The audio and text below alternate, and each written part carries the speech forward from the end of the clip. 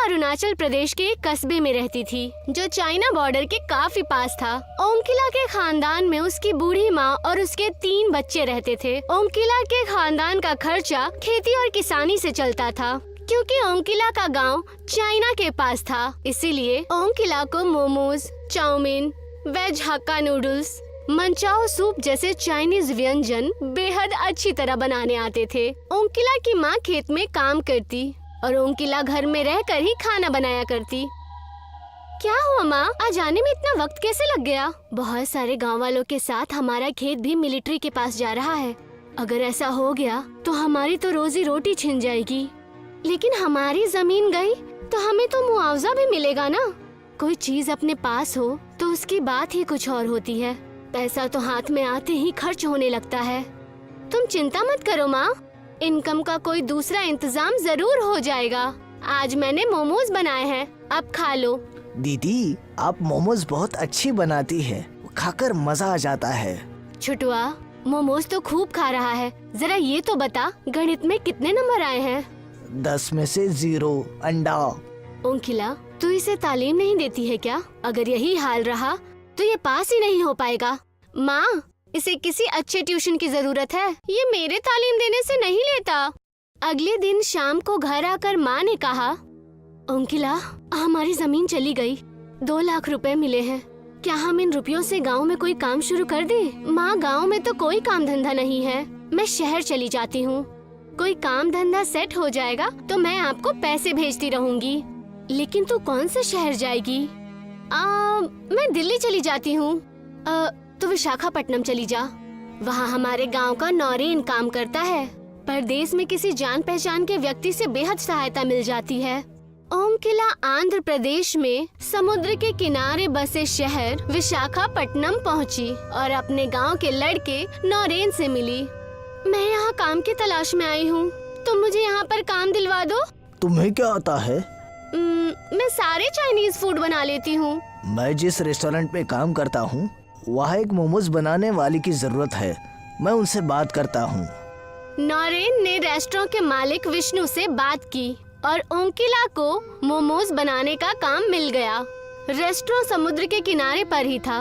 लोग बीच पर घूमने आते और दावत का लुत्फ उठाते। ओंकिला के हाथ के लजीज मोमोज लोगों को बेहद पसंद आ रहे थे। रेस्टोरेंट के मालिक विष्णु की कमाई दिन दोगुनी रात चौगुनी बढ़ रही थी। लेकिन कमाई बढ़ने के साथ विष्णु अपने बावर्चियों की तनख्वाह नहीं बढ़ा रहा था। वो ओंकिला को केवल 10,000 देता था। ओंकिला के लिए बचत करना और अपने घर पैसे भेजना बेहद मुश्किल हो रहा था। मुझे यहाँ आए हुए 6 महीने हो गए। मैं घर पर मुश्किल से 8-10 हजार रुपए ही भेज पाई हूँ। माँ के लिए घर चलाना बेहद मुश्किल हो रहा होगा। अगले दिन ओंकिला ने रेस्टोरेंट के मालिक से कहा, मालिक, मेरी सैलरी 15,000 कर दीजिए, मैं घर पर पैसे नहीं भेज पा रही हूँ। तो मैं क्या करूँ? मैंने क्या तुम्हारे परिवार को पालने का ठेका ले रखा है? मैंने तुम्हें काम दिया है, यही मेरा तुम पर बहुत बड़ा एहसान है। सैलरी नहीं बढ़ेगी, जाओ अपना काम करो। उस समय ओंकिला के पास कोई दूसरा रास्ता नहीं था, इसीलिए उसने रेस्टोरेंट में काम करना जारी रखा। रेस्टोरेंट के पास अक्सर एक कुत्ता आया करता था। ओंकिला ने उसका नाम मोती रख दिया था। मोती जब भी आता, ओंकिला उसे 2 मोमोज खाने के लिए देती। एक दिन रेस्टोरेंट के मालिक ने ओंकिला को कुत्ते को मोमोज खिलाते हुए देख लिया। मोमोज बनाने का सामान तुम्हारे बाप के पैसों से नहीं आता, जो तुम कुत्ते को मोमोज खिलाए जा रही हो। 2 मोमोज अगर कुत्ता खा लेगा तो आपका कौन सा नुकसान हो जाएगा? जरा सी बात पर आप मेरे माँ बाप को क्यों बीच में ला रहे हैं? इन मोमोज के पैसे तुम्हारे सैलरी से कटेंगे। उस महीने विष्णु ने ओंकिला को बस 8,000 रुपए दिए। रेस्टोरेंट के मालिक के क्रूर बर्ताव की वजह से ओंकिला ने एक फैसला लिया। ओंकिला ने नौरेन से कहा, मैं यहाँ पर काम छोड़ रही हूँ, अब मैं अपना खुद का बिजनेस स्टार्ट करूँगी। लेकिन उसके लिए तुम्हें काफी सारा सामान खरीदना होगा और एक काउंटर भी चाहिए होगा जिस पर रखकर तुम मोमोज बेच सको। क्या तुम्हारे पास इन्वेस्ट करने के लिए पैसे है? कुछ रुपए है मेरे पास और थोड़े तुम दे दो। ओंकिला ने समुद्र के किनारे एक काउंटर पर अपने मोमोज बेचना शुरू कर दिए।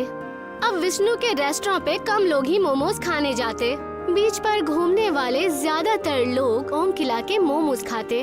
ओंकिला अब लगभग 20,000 रुपए महीने कमाने लगी थी। विष्णु को ओम किला के काउंटर पर भीड़ लगी देखकर चिंता होने लगी। अभी तक तो केवल मेरे रेस्टोरेंट पर ही चाइनीज फूड बिकता था, लेकिन इस लड़की ने तो मेरा धंधा ही बंद करवा दिया। किसी दिन ये मेरी तरह रेस्टोरेंट भी खोल सकती है। कांटों का पेड़ बड़ा हो उससे पहले ही उसे उखाड़ देना उचित है। विष्णु एक दिन ओम किला के पास जाकर बोला, ओम किला, मेरे नए वर्कर्स अच्छे मोमोज नहीं बना पा रहे। मैं चाहता हूँ तुम मेरे रेस्टोरेंट में वापस आ जाओ। मैं तुम्हारी सैलरी 2000 बढ़ा दूंगा। नहीं सर, अब मैं 20,000 कमाती हूँ। मुझे अब आपके रेस्टोरेंट में काम करने की जरूरत नहीं है। तो तुम अपना धंधा मेरे रेस्टोरेंट से कहीं दूर शिफ्ट कर लो। क्यों कर लूँ? क्या बीच की सारी जमीन आपके पिताजी की है? ओम किला के मुंह से उल्टा जवाब सुनकर विष्णु का खून खौलने लगा। आप मोमोज के अलावा और भी चीजें बेचते हैं, आप उन्हीं पर फोकस कीजिए। और अगर आप ऐसा नहीं कर पा रहे हैं तो आप अपना रेस्टोरेंट कहीं और शिफ्ट कर लीजिए। अभी तक ये लड़की मुझसे सैलरी मांगती फिरती थी और अब ये मुझे ही जवाब दे रही है। इसके घमंड को चूर चूर नहीं किया तो मेरा नाम भी विष्णु चंद्र देसाई नहीं। उस रात जब ओम किला अपने रूम पर पहुंची तो 2 आदमियों ने उसे पकड़ लिया। अगर तुमने अपना धंधा विष्णु भाई के रेस्टोरेंट से अलग नहीं किया तो तुम्हारे और तुम्हारे परिवार के लिए ये अच्छा नहीं होगा। हमारी पहुंच अरुणाचल प्रदेश तक है। तुम्हारे परिवार पर भी हमारी नजर है। दोनों आदमी ओम किला को धमकाकर वहां से चले गए।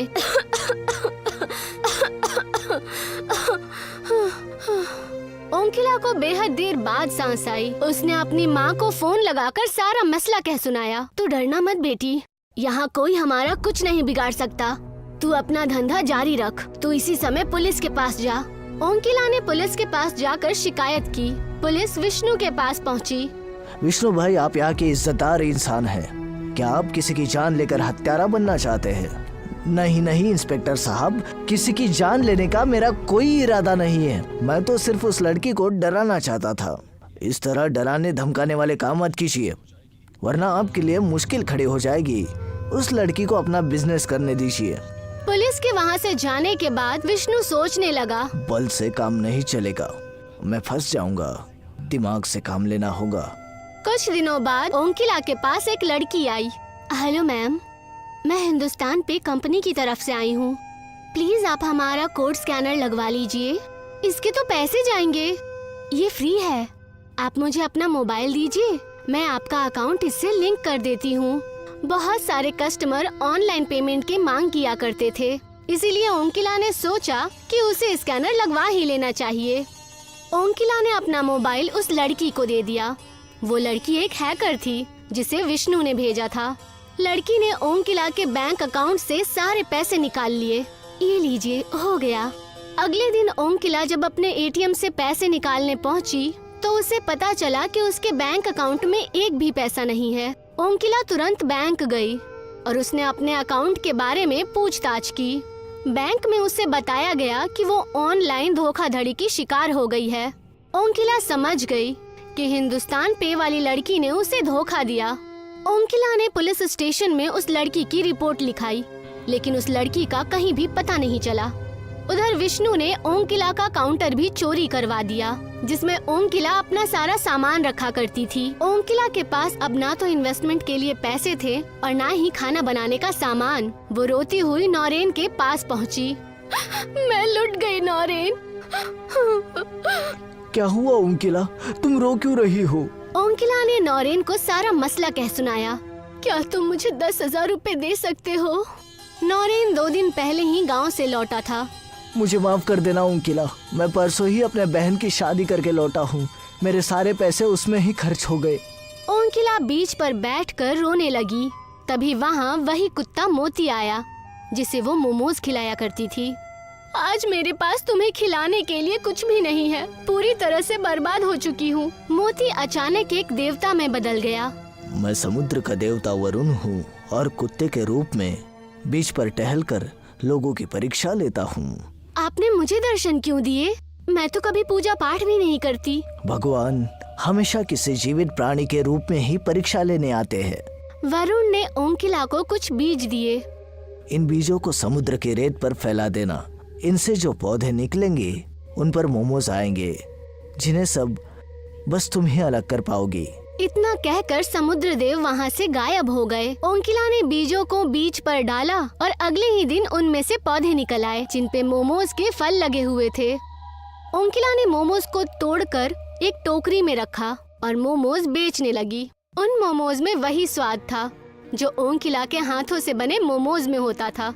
विष्णु को जब पता लगा कि ओंकिला ने बीज पर मोमोज के पौधे उगाए हैं, तो वो रात में मोमोज के पौधे तोड़ने पहुंच गया। विष्णु ने एड़ी चोटी का जोर लगाया, लेकिन ना एक भी मोमोज टूटा और ना ही एक भी पौधा जमीन से बाहर निकला। विष्णु बाजार जाकर जहरीले कीटों वाली दवाई ले आया जो फसल को नष्ट कर देते हैं। उसने मोमोज के पौधों पर कीड़ों को छिड़क दिया।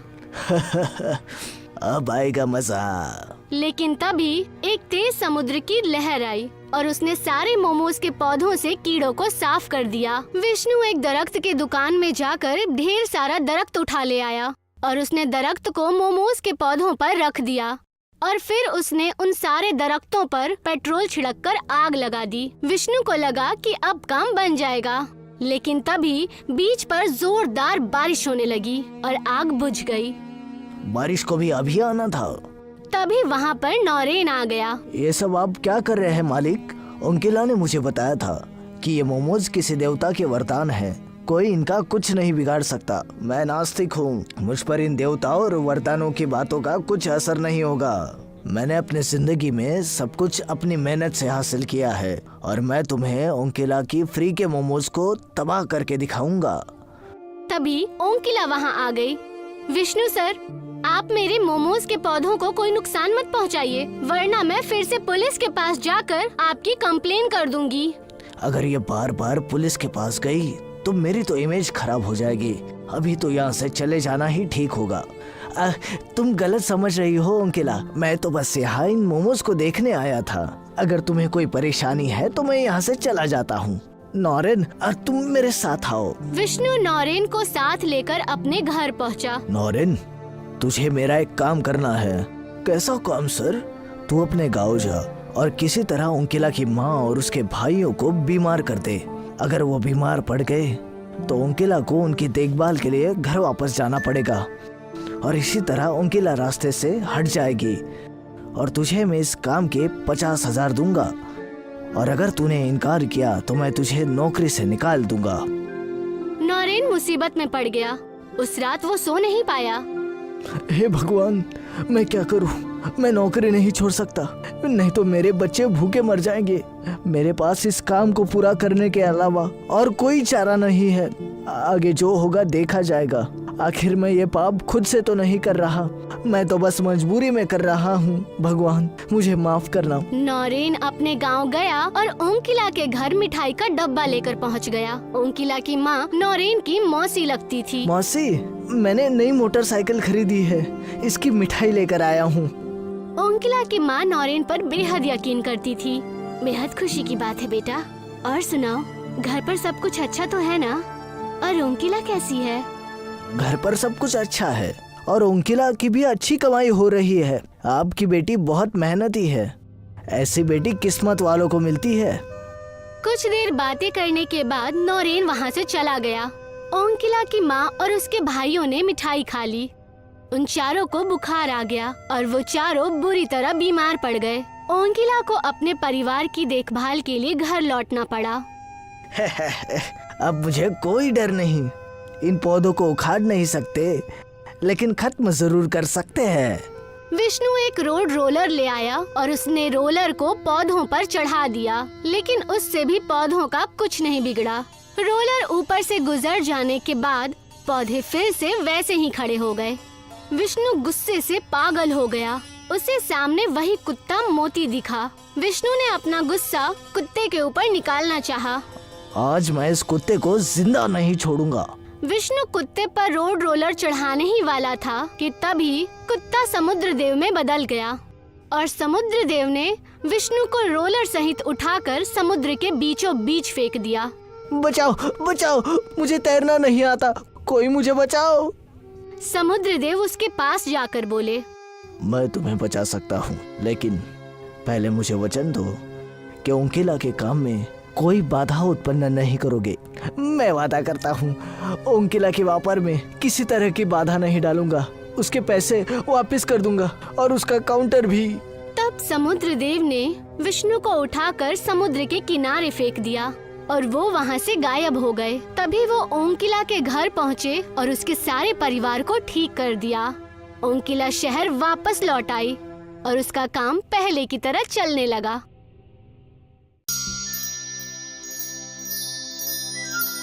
एक गांव में हरिया अपनी बीवी बिन्नी और 5 साल के बेटे सोनू के साथ रहता था। हरिया और उसकी बीवी जमींदार के खेत में काम करते थे। सोनू भी उनके साथ खेतों में जाता है और पेड़ पौधों के पास खेलता है। कभी वो उसकी डाल पर चढ़ता है तो कभी उससे फल खाता है। हरिया और उसके परिवार की ऐसी ही जिंदगी बसर हो रही थी। हर रोज की तरह सोनू आज भी अपने अम्मी अब्बू के साथ खेतों में काम करने जाता है। हरिया अपने बेटे को पढ़ाना चाहता है, लेकिन सोनू कम अक्ल है। तभी वहां जमींदार माखन सिंह भी आ जाता है।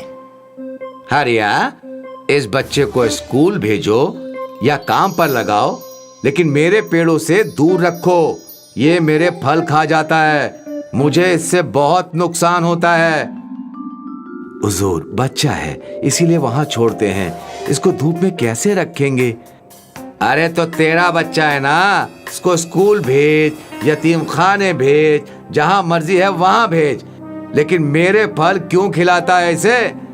ठीक है हुजूर, वो कल से आपके फल नहीं खाएगा, मैं उसे वहां नहीं जाने दूंगा। माखन सिंह ये बोलकर चला जाता है।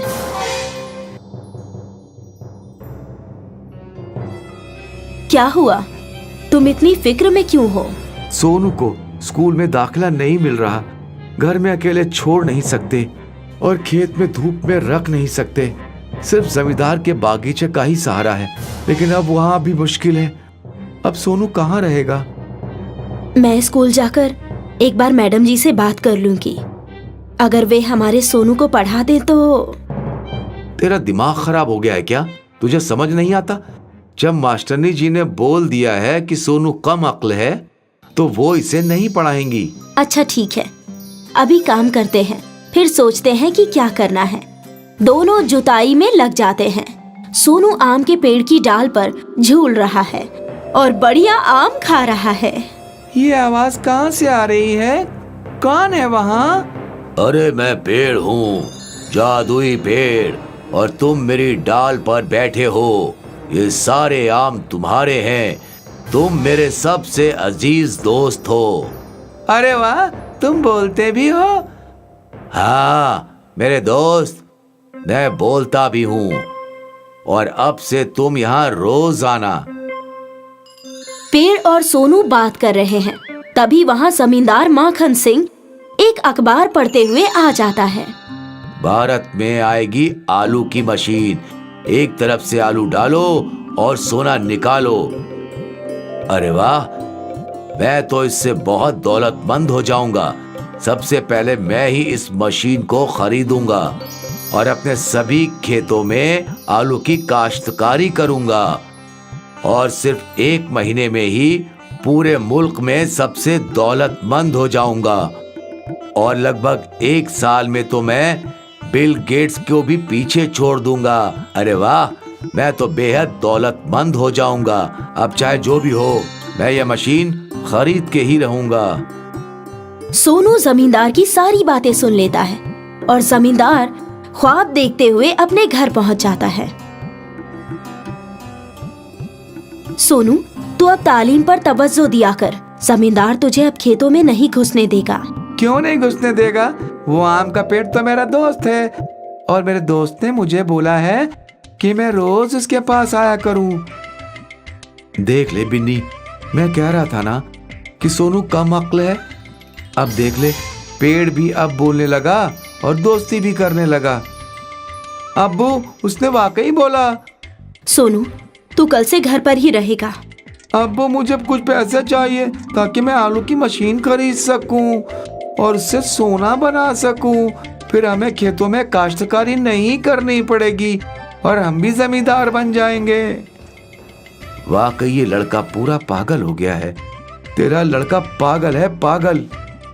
सभी सो जाते हैं, लेकिन सोनू के दिमाग में सिर्फ आलू की ही मशीन घूमती रहती है।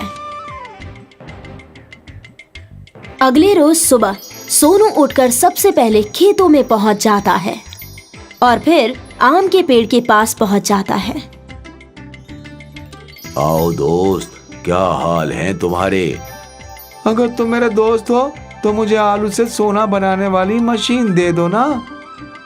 बस इतनी छोटी सी बात, अरे अभी दे देता हूँ। पेड़ सोनू को आलू से सोना बनाने वाली मशीन दे देता है। सोनू उसे लेकर घर आता है और घर में पड़े एक आलू को मशीन में डाल देता है, लेकिन वो हैरान रह जाता है क्योंकि मशीन से सोने का आलू बाहर आने लगता है। वो खुशी से झूम उठता है और अपने अम्मी अब्बू को बुलाता है। वो भी सोनू के इस कामयाबी पर बहुत खुश होते हैं और कुछ ही महीनों में ही वो बहुत दौलतमंद बन जाते हैं। इस बात की खबर जमींदार को लग जाती है और वो हरिया के घर आता है। देखा हरिया, तुमने मेरे साथ दगा किया है। तुमने मेरे पेड़ से सोने की मशीन ले ली।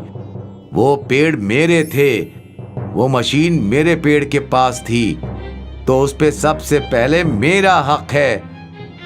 वो मेरे बेटे की है, उसको उसके दोस्त ने दी है। तुमने उससे बहुत दौलत कमा ली है। मैं तुमसे दौलत वापस नहीं मांग रहा हूँ, लेकिन तुम मुझे वो मशीन वापस कर दो। हरिया अखलाक पसंद आदमी है और वो मशीन जमींदार को दे देता है।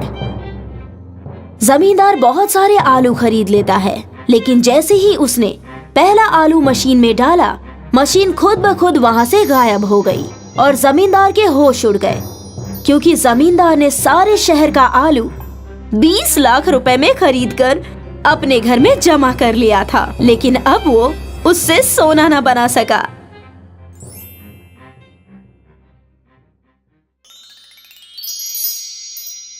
आरती जिस मकान में रहती थी, उसके मकान मालिक उसे अपनी सगी बेटी की तरह प्यार करते थे। आरती ने उनका काफी ख्याल रखा था। उसके मकान मालिक और मालकिन एक रोज बाहर निकले और कभी लौटकर नहीं आए। उनका एक कार हादसे में इंतकाल हो गया।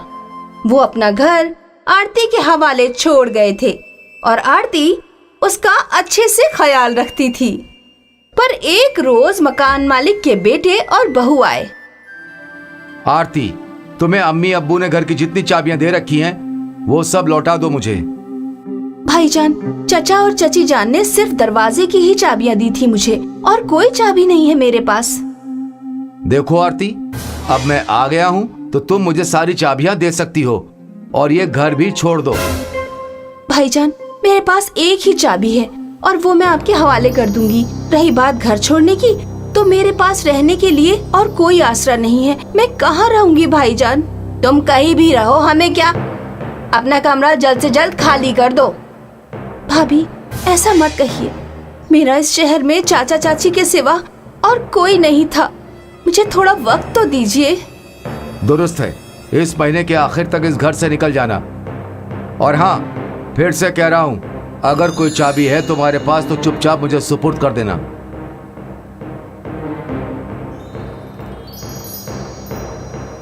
भैया किस चाबी की बात कर रहे हैं?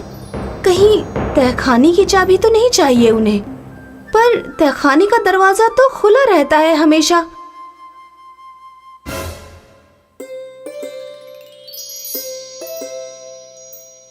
आखिर यहाँ ऐसा क्या है जिसके लिए भाईजान और भाभी जान मुझसे बार बार चाबी मांग रहे हैं?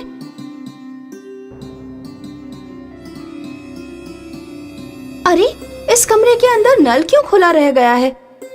चचा जान चची जान भी क्या क्या अजीबोगरीब चीजें करते हैं। इतना गंदा पड़ा है ये नल भी।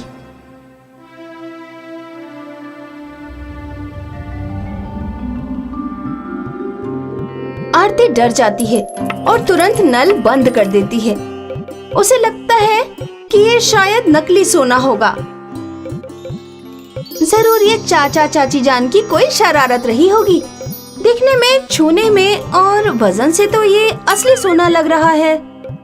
आरती ऊपर जाकर भाभी को बताने ही वाली होती है कि भाभी ऊपर से उसका नाम लेकर आवाज लगाती हैं। आरती, अरे आरती किधर मर गई? हाँ भाभी जान, आई। अरे मैं आपके पास ही आ रही थी, मुझे आपको कुछ बताना है। मेरे पास तेरे से गप्पे लड़ाने का वक्त नहीं है, जरा बाजार से सब्जी ले आ। भाभी जान सुन तो लीजिए मेरी बात। तुमको यहाँ काम करने के लिए बुलाया है मैंने, बातें करने नहीं। अरे नहीं भाभी जान, ऐसा नहीं है। ठीक है, मैं बाजार से आकर बात करती हूँ आपसे। आरती ने अपने हाथों में 4 सोने के सिक्के ले लिए थे। बाजार जाते वक्त उसने पास वाले सुनार से सिक्के की जांच करवाई। सुनार ने उसे बताया कि ये सोने के सिक्के तो बिल्कुल असली और उम्दा किस्म के हैं। सुनार उसे शक की नजरों से देखते हुए पूछता है कि ऐसे सिक्के मिले कहां से। आरती ने कुछ जवाब नहीं दिया और वहां से चली गई। दूसरे रोज भाभी ने आरती से पूरे घर की सफाई में ही लगा दिया।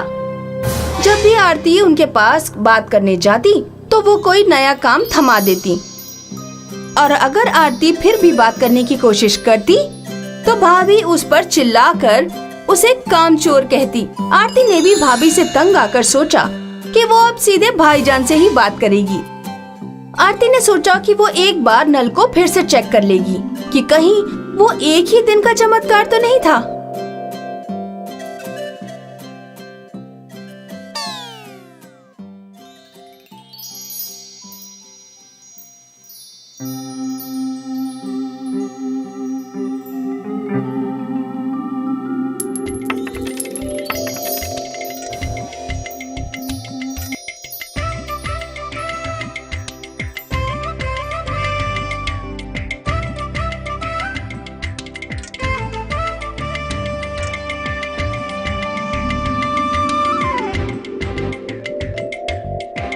आरती, इधर आना।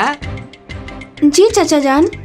अरे बेटा, तुम 2 साल से दिनेश जी के यहाँ रह रही हो और उस दिन से पहले तुम कभी सोने के सिक्के लेकर नहीं आई। चाचा जान वो कैसे बताऊं, शायद आप विश्वास नहीं करेंगे। सोने के नल के बारे में? चाचा जान आपको कैसे पता चला? क्या भाईजान भाभी ने कुछ कहा? नहीं बेटा, उस रोहन और उसकी नर्क चढ़ी बीवी से तो मैंने तभी बात करना बंद कर दिया था जब उसे घर से धक्के मार के निकाला गया था। अरे आप ये क्या कह रहे हैं चाचा जान?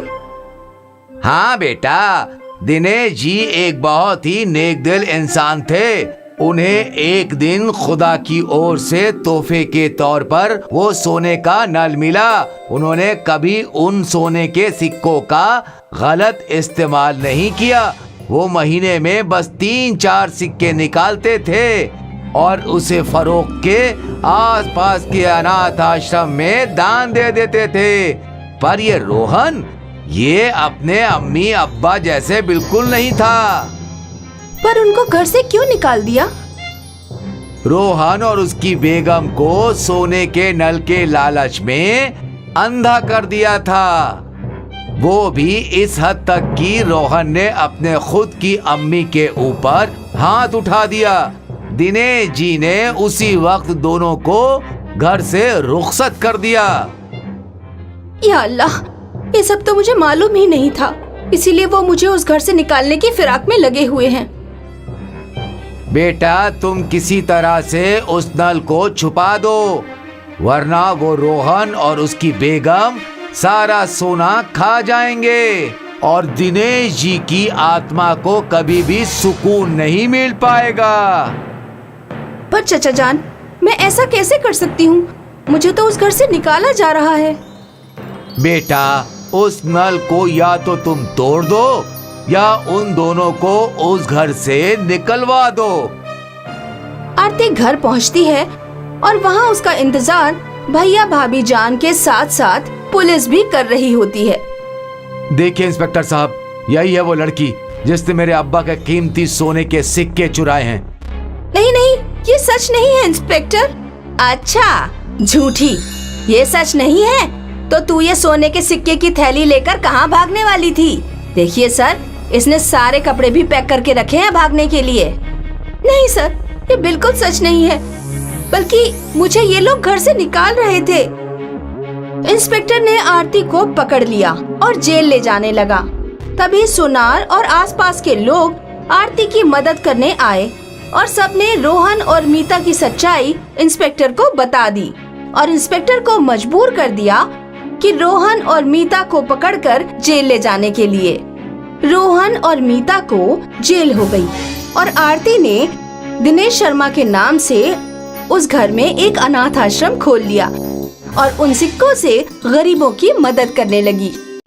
श्याम और रीमा शौहर बीवी थे। दोनों अपने बच्चों के साथ मनाली में रहते थे।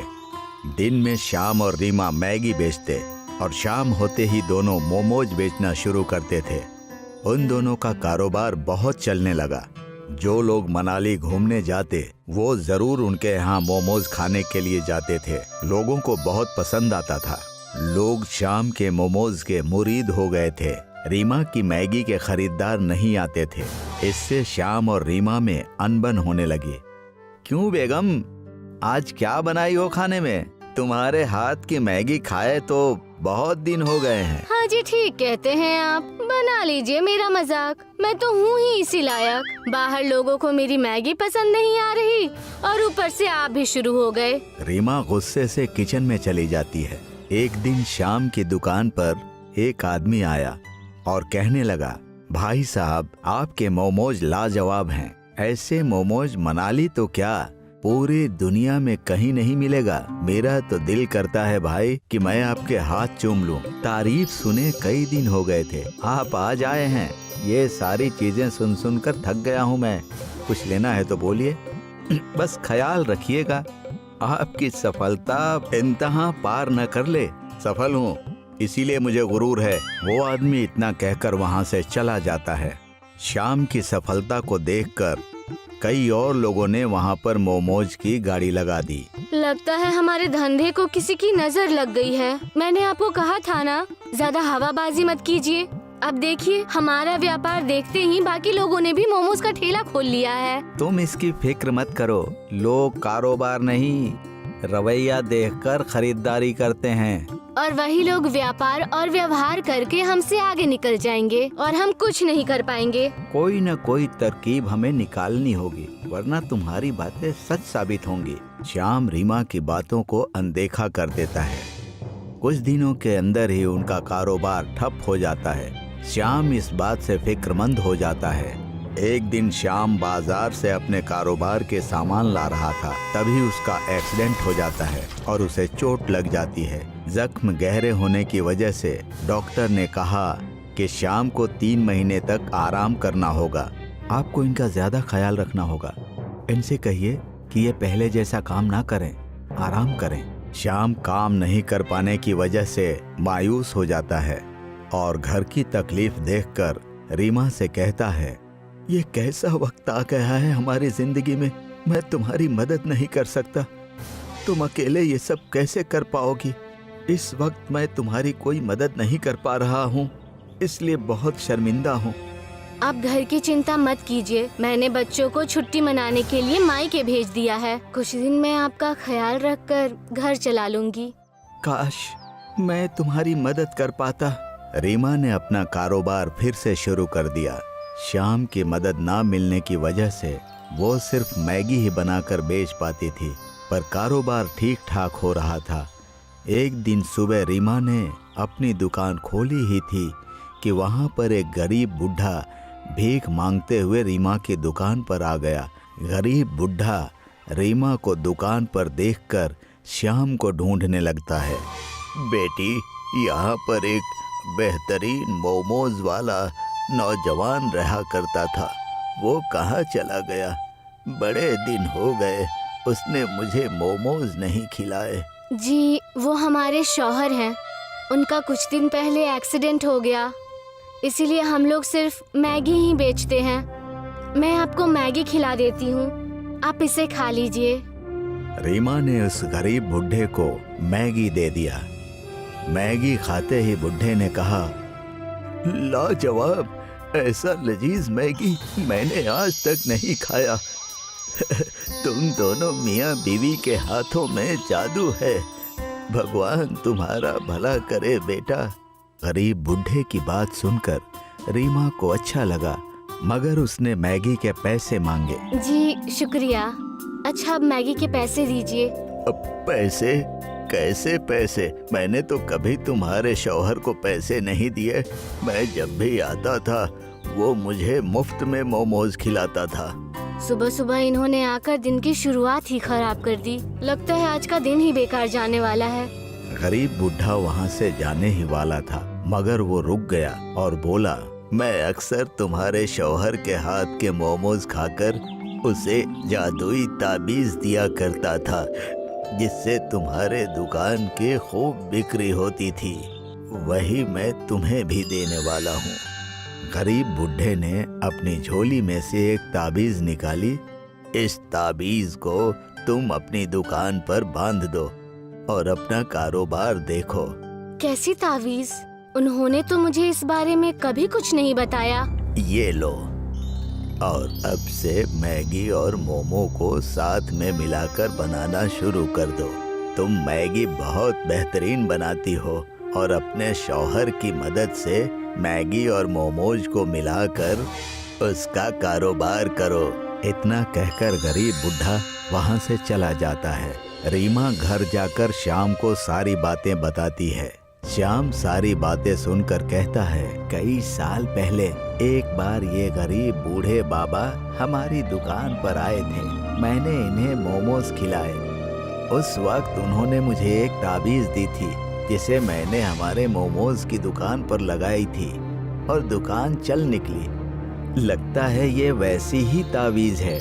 और उन्होंने ये भी कहा कि हमें मैगी और मोमोज बेचने चाहिए। मैगी और मोमोज का मिश्रण। जैसा उन्होंने कहा है हमें वैसा ही करना चाहिए। इससे हमारे कारोबार में सिर्फ बढ़त ही होगी। श्याम की बात सुनकर रीमा ने अपनी दुकान पर गरीब बूढ़े बाबा की तावीज बांध दी और मैगी मोमोज बनाना शुरू कर दी। देखते ही देखते पूरे मनाली में उसके मोमोज और मैगी की बहुत तारीफ होने लगी। रीमा के हाथ की मैगी और मोमोज मुसाफिरों को इतने पसंद आने लगे कि हर कोई मजे लेकर खाने लगा। दूसरे मोमोज वाले अपना कारोबार बंद करके वहां से चले गए और श्याम की तबीयत पहले से बेहतर हो गई। अब से मैं भी तुम्हारा हाथ बटाऊंगा, हमारा कारोबार और चलने लगेगा। हमारे मैगी और मोमोज अब सबको पसंद आने लगे हैं। क्यों ना हम अपना धंधा एक हाथ गाड़ी से नए कैंटीन में बदल लें और तरह तरह के मैगी और मोमोज बनाकर बेचें। इससे हमारा मुनाफा होगा। कैंटीन ही नहीं, बल्कि अब हम मोमोज की पूरी फैक्ट्री खोल देंगे। तुमने परिवार और कारोबार बखूबी संभाला है। मेरे ना होने के बावजूद इससे ज्यादा गुरूर मुझे कभी नहीं हो सकता। श्याम और रीमा ने एक बड़ी सी मोमोज की कैंटीन खोल ली। उनका कारोबार पहले से 2 गुना ज्यादा चलने लगा और वो खुशी खुशी अपने परिवार के साथ फिर से रहने लगे।